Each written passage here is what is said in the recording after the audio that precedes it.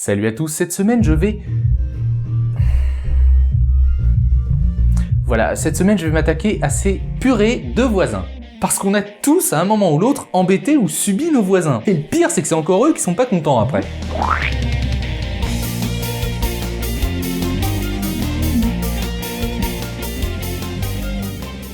Faut dire que depuis l'invention des immeubles, on vit littéralement les uns sur les autres. La logique voudrait que seuls les représentants de notre espèce parmi les plus respectueux et les plus civiques partageraient une telle promiscuité. Mais non, même pas, t'as de tout, notamment des bons gros bourrins, et ça pose des problèmes.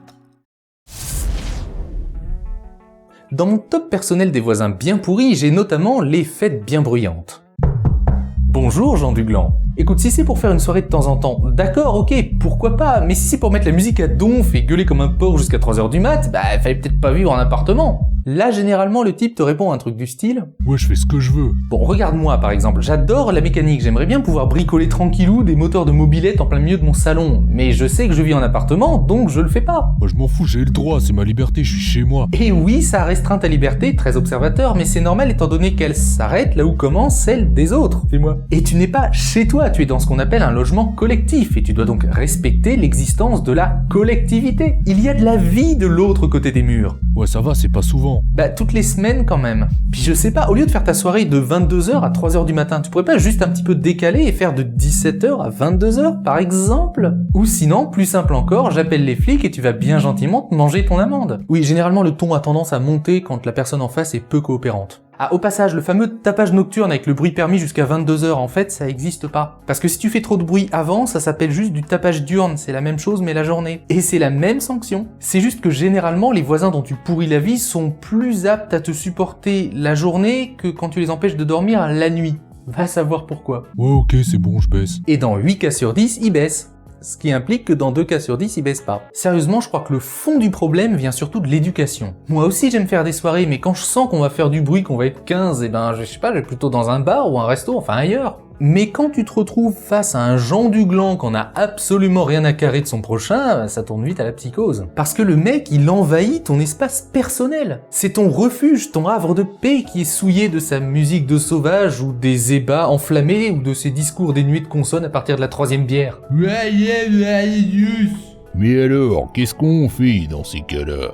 Il faut savoir que dans 8 cas sur 10, le fait d'aller discuter avec l'être humain qui habite au-delà des murs a tendance à résoudre le problème. Parce que souvent, tout simplement, les gens ne se rendent pas compte de la nuisance qu'ils occasionnent. Ouais, ils voient pas qu'ils font chier, quoi. Voilà, et quand ça marche pas, une plainte ou une procédure juridique a tendance à bien calmer les esprits. Par contre, ce qui marche pas du tout à long terme, c'est de s'exciter en mode « Ouais, je me laisse pas faire, moi je suis un bonhomme, t'as vu ?» Espèce de beauf. Je sais pas à quel moment dans l'histoire moderne, l'homme a oublié que c'était pas le plus fort dans la nature qui gagnait, mais le plus malin. Alors pourquoi il y a autant de gens qui se contentent juste d'essayer d'être plus forts? Ah, parce que tu t'es jamais énervé, toi. Si, mais moi c'est pas pareil parce que...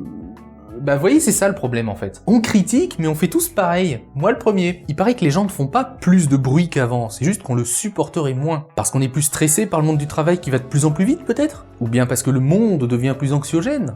Je sais pas, toujours est-il que dans les constructions récentes, il y a des normes. On construit les cages à poules d'une certaine façon pour éviter qu'on entende trop le voisin péter sur son canapé. Mais c'est quoi les normes? En gros, plus l'immeuble est récent, plus le minimum d'isolation phonique à respecter est correct. Petit résumé simplifié. Si l'immeuble date d'après l'an 2000. On veut que le bruit soit réduit d'au moins 53 décibels entre les logements et qu'on n'entende pas plus fort que 58 décibels quand ça passe par les planchers. Et puis que ce soit bien isolé avec les parties communes pour pas entendre des bruits dans les escaliers, les couloirs de l'immeuble, tout ça. Si l'immeuble date de 1996 à 2000. On veut que le bruit soit réduit d'au moins 54 décibels entre les logements et qu'on n'entende pas plus fort que 65 décibels quand ça passe par les planchers. Et une bonne isolation avec l'extérieur tant qu'à faire. Là vous allez me dire, on n'a pas gagné grand chose entre 96 et 2000. À part 7 décibels d'isolation pour le plancher, c'est pas grand chose. Pour bien se faire une idée, il faut comprendre que tous les 3 décibels, le volume double. Donc entre 65 et 68 décibels par exemple, c'est 2 fois plus fort. Donc en termes d'isolation, ça a quand même bien évolué. Mais si l'immeuble date de 1970 à 1996... On veut que le bruit soit réduit d'au moins 35 décibels entre les logements et qu'on n'entende pas plus fort que 70 décibels quand ça passe par les planchers. 70 décibels, ça peut être le bruit d'une conversation à voix haute quand je parle là par exemple. Donc on pouvait tolérer que quand ça marche au-dessus, ça pouvait faire autant de bruit dans ton salon que quand tu parles. Et si l'immeuble est encore plus vieux et qui date de 1955 à 1970, c'est pire. On impose aux constructeurs une isolation acoustique suffisante.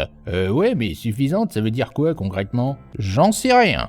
À l'époque, la réglementation était assez imprécise, et si l'immeuble date d'avant 1955, alors là, c'est la fête. On fait comment pour le bruit dans les immeubles? Le quoi? Après, heureusement, certains immeubles subissent des travaux de rénovation et se font mettre un petit peu aux normes plus récentes. Mais c'est pas souvent. Et ça, c'est quand les normes sont respectées. Puis c'est compliqué de faire une bonne isolation phonique et je voudrais vous y voir. Attends, faut pas juste mettre des bonnes matières dans les murs. Pour accéder aux tuyaux et ce qu'on appelle les gaines techniques, il y a des petites trappes en bois, généralement, qui s'appellent les trappes de visite. Et le truc, c'est que elles sont pas toujours bien isolées. Donc t'as un mur super bien conçu, mais avec une petite trappe au milieu qui laisse passer la moitié du bruit. C'est ballot. Et au passage, ça peut aussi poser problème en cas d'incendie si la trappe n'est pas coupe-feu, contrairement au mur. Ah, c'est très ballot, hein. Il y a aussi une question de qualité de construction, hein. Les normes, c'est le minimum à respecter. Mais heureusement, dans certains immeubles de bonne qualité, ils vont nettement au-dessus des normes. Et du coup, t'entendras jamais tes voisins péter sur le canapé, mais ce sera plus cher. Ah, on peut pas tout avoir, hein. Et donc je fais quoi pour Jean Dugland, moi? Oh, Jean Dugland ne réfléchit que par rapport à lui-même. Donc si tu lui reproches d'entendre sa musique, il comprendra pas, il se dira « Mais comment ça se fait que tu rejettes ce cadeau que je te fais ?» Il te fait ainsi partager la bonne humeur de ces fêtes dévoyées. D'ailleurs, il se contentera généralement pas que de faire des soirées. C'est au quotidien qu'il pense être un roi en son royaume. Il fera jamais attention à pas crier si jamais il y a un match ou je sais pas quoi, ou qu'il a envie de crier. Il fera jamais attention au volume de sa télé, par exemple. Il ne se posera pas de questions, il vous fera profiter de cris de désir excessifs, bien souvent surjoués lors de ses soirées intimes à deux, voire tout seul. Parce qu'en plus, il a un petit côté exhibitionniste et ça doit l'exciter quelque part. Bref, votre voisin Jean Dugland a tout pour plaire. Mais il y a des solutions et on va en parler après. Le mauvais voisinage ne s'arrête pas au bruit. Les gens ont beaucoup d'imagination quand il s'agit d'embêter leur prochain. On peut même se baser sur les 5 sens. Déjà l'ouïe avec le bruit, ça je vais pas revenir dessus, mais il y a aussi les insultes, les râleries et grognements parce que ta tête ne revient pas à tel ou tel Jean Dugland. L'odorat avec des odeurs de graillon, d'essence, de plastique cramé, de drogue aussi. Oui, ça se sent. Non, l'odeur ne disparaît pas miraculeusement dans l'atmosphère quand vous ouvrez la fenêtre. Ou tout simplement en prenant le couloir, les escaliers ou leur balcon ou je ne sais quelle partie commune pour une décharge en y laissant lentement pourrir et se décomposer leurs ordures. Ce qui rejoint la vue, rentrer chez soi et profiter de la vue géniale d'un tas d'ordures dans son couloir, ça pose une ambiance tout de suite. Le goût aussi, ou le manque total de goût en l'occurrence. Avec ces voisins qui nous imposent leur musique pourrie ou leur déco affreuse partout là sur leur porte, le balcon, etc. Attention, je parle pas d'un nain de jardin, là je parle de trucs vraiment dérangeants, genre la statue de pénis géant sur le balcon. Véridique, j'en ai vu. Et le toucher, bien sûr, quand on vous dégueulasse votre environnement. Vous savez, dans les parties communes, lorsque l'interrupteur de la lumière suit le mouvement de ton doigt lorsque tu l'enfonces, mais aussi lorsque tu le retires parce qu'il colle. Et tu veux pas savoir avec quoi ça colle. Ou alors tout simplement le toucher parce que le voisin vous tape dessus de temps en temps. Ah, ça compte quand même, Et même au-delà des 5 sens. Par exemple, quand le fils des voisins s'amuse à shooter ton chat avec sa carabine à plomb. Bon, vous me direz, c'est pas grave, le chat a jamais perdu qu'un œil, le gamin aussi. Ou bien quand la fille des voisins s'amuse à pirater votre wifi pour télécharger l'intégralité de la série Game of Thrones pendant que toi, t'as du mal à regarder tes mails. Ah, moi j'embête personne, mais j'arrête pas de me faire engueuler pour rien. Ah oui, cela oui, les pinailleurs. Souvent, c'est des vieux qui ont vraiment que ça à faire, mais pas toujours. Et ceux-là, c'est les pires. Parce qu'ils s'imaginent investis d'une mission. Non, eux, le mieux à faire, je crois que c'est de les ignorer. Bonsoir, votre voiture elle est pas garée dans le bon sens et vous avez laissé un carton de trop dans la poubelle jaune ce mois-ci. Oh mon dieu. Sérieusement ? Et dire que je m'en étais même pas rendu compte, je pense que le plus sage, c'est que j'aille directement moi-même me dénoncer à la police. Mais vous faites quoi là ? Inutile d'essayer de me retenir, mon ami. Je ne suis qu'un criminel, je ne vous mérite pas. Quand les gens vont trop loin et supportent vraiment rien de rien, faut pas hésiter à prendre du recul, quitte à s'amuser un peu. Si vous enlevez pas vos géraniums du balcon, moi je vous préviens, ça va pas le faire. Bah vas-y, va à la gendarmerie et porte plainte. C'est important pour eux d'avoir des pauses comiques entre les viols et les agressions. Lorsque j'ai emménagé, j'avais aussi cet exemple. Comment vous osez utiliser l'ascenseur pour déménager vos meubles ? Espèce de saloperie, va. Bah excusez-nous, on en a que pour 1 heure maximum. Mais j'habite au 8e et j'ai 70 ans, moi monsieur, puis j'ai un petit peu mal à la jambe ce matin. Bah écoutez, vraiment désolé. Vous deviez sortir pour quoi déjà ? Pour faire mes courses. Le samedi matin, alors que vous aviez toute la semaine pour le faire. Ah mais vous êtes ce genre de vieux. Ah, autant pour moi, j'avais pas compris. Vous êtes un gros con en fait. Non, c'est vrai, t'as toujours des vieux qui t'agressent parce que oh là là, tu oses utiliser leur ascenseur, tu sais. Je vous rassure, eux, ils se sont pas privés de l'utiliser quand ils ont emménagé. Vous les reconnaîtrez dans les supermarchés, c'est souvent les mêmes qui se bataillent aux caisses handicapées pour savoir qui c'est qui a le droit à d'être devant parce que c'est le plus handicapé. Récemment en live, j'avais dit que quand ils s'excitent, il fallait les regarder dans les yeux et leur dire « La vieillesse est un naufrage ». Juste pour rigoler. Non, vraiment, chers ancêtres, il faut arrêter d'embêter le monde parce qu'on ose utiliser l'ascenseur pour monter un meuble. Ou parce que nos invités sont pas partis à 20h30, heure à laquelle vous allez vous coucher. Ou parce que nos rideaux ne sont pas de la bonne couleur. Ou parce qu'on a le malheur d'être jeune, ou d'avoir un chien. Ou pire, un bébé. Je m'entends quand ça gueulait trop, on est noyé dans la rivière et puis c'est tout. C'est normal que ça fasse du bruit un bébé, ça c'est un peu comme vous. Ou parce que vous étiez directeur commercial et que nous on est encore que de pauvres petits étudiants sans valeur. Eh, on est peut-être encore tous que des petits cons à côté de vous, mais vous êtes vraiment passé professionnel. Mais c'est pas de ma faute, j'ai que ça à foutre de mes journées. Si vous êtes à la retraite et que vous supportez plus rien, mais faut peut-être songer à aller en maison de retraite. Voire à l'euthanasie. Non, je l'ai pas dit, je l'ai pensé, très fort, mais je l'ai pas dit. Et bien sûr, t'as ces voisins qui passent leur temps à te menacer, physiquement, psychologiquement ou juridiquement. L'exemple le plus connu, c'est... Tu n'as pas correctement taillé ta haie ce mois-ci. J'ai compté au moins 12 feuilles mortes qui sont tombées de Mine côté du jardin. Merci de bien vouloir corriger ce petit contretemps. Je n'aimerais pas être contraint d'empoisonner ta femme et violer ton chien avant de foutre le feu à ta maison de Strudel. Ah ça, à mon avis, faut pas s'entêter et vaut mieux aller la tailler rapidement la haie. Parce que ça peut vraiment dégénérer ce genre de choses. Mais quand le voisin va vraiment, mais vraiment trop loin, faut faire quelque chose. Alors, que faire pour que ces abrutis qui nous entourent changent enfin de comportement? Dans les mauvaises idées, nous avons tenté de communiquer avec eux à l'aide d'un langage tribal. Sous-entendu, taper au mur ou au radiateur pour faire passer un message. Bien souvent, le Jean du Gland se sentant agressé va faire ressurgir du fond de son instinct animal les prémices d'une communication bien basique. Donc généralement il va vous répondre. Et vous passerez de délicieuses soirées à communiquer en morse en tapant à la clé à molette sur le radiateur, ou en gueulant comme des bœufs à travers les murs. Autre mauvaise idée, les menaces physiques. Parce que des fois ça marche pas du tout, ou alors des fois ça marche jusqu'à ce que le petit fragile d'en face ramène ses meilleurs potes fraîchement sortis de prison. Extension de cette mauvaise idée, la violence. Si vous agressez un type, il peut porter plainte et vous pouvez éventuellement faire de la prison. Et la prison n'étant pas très bien isolée phoniquement parlant, vous y perdriez en qualité. Ça et les sodomies dans les douches bien sûr. On a aussi les petites vengeances mesquines comme gluer la serrure de sa porte d'entrée ou caler de la crotte de chien dans sa boîte aux lettres. Non, c'est de la perte de temps, ça vous oblige à penser encore plus à Jean du Gland et ça n'arrange certainement rien. Même si, je vous l'accorde, ça fait très plaisir.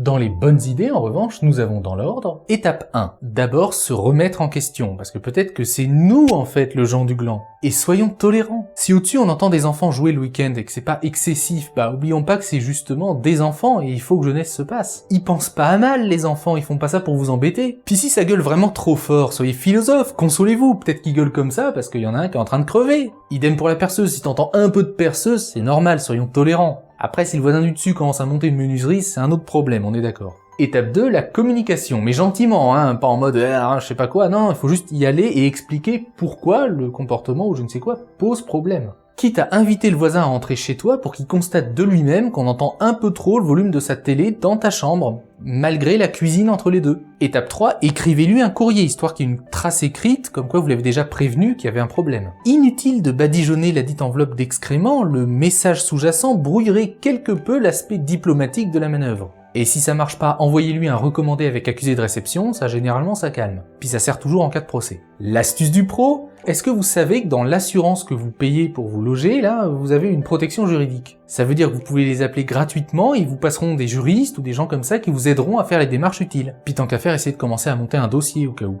Étape 4, si le Jean du Gland persiste toujours dans ses bêtises, n'hésitez pas à aller voir les autres voisins. Si Jean du Gland est locataire, contactez son propriétaire. Au pire, faites signer une pétition. Si jamais l'élément perturbateur fait l'unanimité contre lui et que il est que locataire, il peut éventuellement être dégagé. Bon allez, qui vote pour bannir le taré du 3ème qui met sa musique à fond toute la nuit? Alors moi je vote pour qu'on le bannisse. Non mais toi on se doute bien, de toute façon tu veux bannir tout le monde, alors les autres? Moi je suis plutôt contre. Oh tiens, pourquoi ça? Je crois que c'est moi le taré du 3ème en fait. Faites faire des attestations aux témoins. Ou contactez un huissier de justice qui pour 250 € va venir constater des choses légalement parlant qui vous serviront quand vous montrez un dossier. Puis rassurez-vous, le coût de l'huissier est généralement pris en charge dans la protection juridique. Étape 5, contactez la police ou la gendarmerie avec dépôt de plainte. Vous pouvez aussi essayer d'envoyer un courrier au maire étant donné que c'est théoriquement lui qui est censé garantir la tranquillité des citoyens. Et surtout, contactez un conciliateur de justice. C'est un peu le chaînon manquant, il fait le lien entre vous et l'animal, enfin je veux dire Jean Duglan. Puis c'est obligatoire avant de saisir la justice. Étape finale, si malgré tout ça, le Jean Duglan n'a toujours pas compris que ça sentait le roussi, il n'y a plus qu'à l'envoyer au tribunal. Au passage, essayez de demander que le voisin soit contraint à faire une action dans un certain délai, histoire qu'il y ait quand même des dates, des choses qui soient demandées, du concret quoi. Vous pouvez aussi carrément demander au juge l'autorisation d'aller faire les démarches vous-même. Par exemple, un voisin qui habite au-dessus, qui a mal refait son carrelage ou je sais pas quoi, ou sa terrasse, et quand il pleut, ça coûte chez vous. Si vous avez eu l'autorisation du juge, vous pouvez vous-même appeler les couvreurs qui vont venir faire les travaux et tout ça, et lui il paiera la facture. Mais voilà, nerveusement, c'est très compliqué à tenir des situations comme ça sur plusieurs années. C'est pourquoi si les problèmes ne s'arrangent pas et qu'on en a l'opportunité, autant déménager. Contrairement à l'idée reçue, ce n'est pas une solution faible. Imaginez, si tous les gens qui se retrouvent à habiter à côté d'un Jean Duglan se tirent, à un moment donné, il y a forcément un autre Jean Duglan qui va venir s'installer à la place. Et c'est ça la logique. Quand on regarde le schéma global, c'est pas de la fuite, c'est à terme laisser les Jean Duglan s'éduquer entre eux, ou encore mieux s'entretuer. Et toi, pendant ce temps-là, t'as déménagé, t'arroses tranquillement tes fleurs sur ton balcon. C'est tout de même nettement plus classe que de se la jouer bonhomme et de se braquer. En conclusion, le vrai problème, ce n'est pas la construction ou je sais pas quoi, c'est l'éducation, le vivre ensemble. Quand on partage des murs avec un bourrin, on s'en rend compte très vite. Le mur peut être aussi épais que possible, si le mec en face a décidé de respecter personne, ça changera rien. Il y aura quand même des problèmes. Je crois qu'il est de bon ton de rester calme et courtois. Parce qu'en s'énervant, on n'y gagne rien finalement. On s'use les nerfs alors qu'il existe des lois, des procédures, bref, d'autres manières de réagir. Mais pas avec tout le monde. Histoire vraie, une fois j'ai habité dans un appartement, il y avait un gros skinhead en dessous, le genre chien méchant sans avoir besoin du chien, vous voyez. Donc je descends pour aller entamer un dialogue diplomatique, je sonne et là c'est un autre voisin qui m'ouvre. Je m'étais trompé d'appartement. Mais l'autre voisin m'explique que le skinhead du dessous, il est dangereux et il veut pas avoir de voisin donc il pourrit tout le monde. Et que lui-même il cherche un autre appart pour déménager. J'ai pas fait mon Chuck Norris, je me suis cassé, j'ai jamais regretté. Et 2 ans plus tard, j'ai appris que le skinhead avait fini en tôle parce qu'il avait frappé un voisin avec un évier. Donc en ce qui concerne tous ces Jean Duglan, jetons-leur des tomates pourries parce qu'ils nous pourrissent la vie. Cela étant dit, n'oublions pas que si on remarque sans doute beaucoup trop les éléments perturbateurs, heureusement, la grande majorité des gens sont plutôt de bonne volonté. Et un dialogue respectueux suffit généralement à régler bien des choses. Et puis des fois, ça permet même de faire la rencontre de gens super intéressants. Voilà, et si vous entendez un peu trop vos voisins, n'oubliez pas que peut-être eux aussi vous entendre et que la raison pour laquelle ils mettent la télé si fort, c'est peut-être pour couvrir tout simplement la vôtre. Merci à vous d'avoir regardé ou même soutenu cette vidéo. Grâce à votre soutien et vos dons, les tomates pourries évoluent régulièrement et constituent mon activité principale, et je vous en suis très reconnaissant. Si toi aussi t'as l'impression d'habiter à côté de la SPA tellement tes voisins sont cons, raconte ton histoire en commentaire. On va faire un concours, tiens.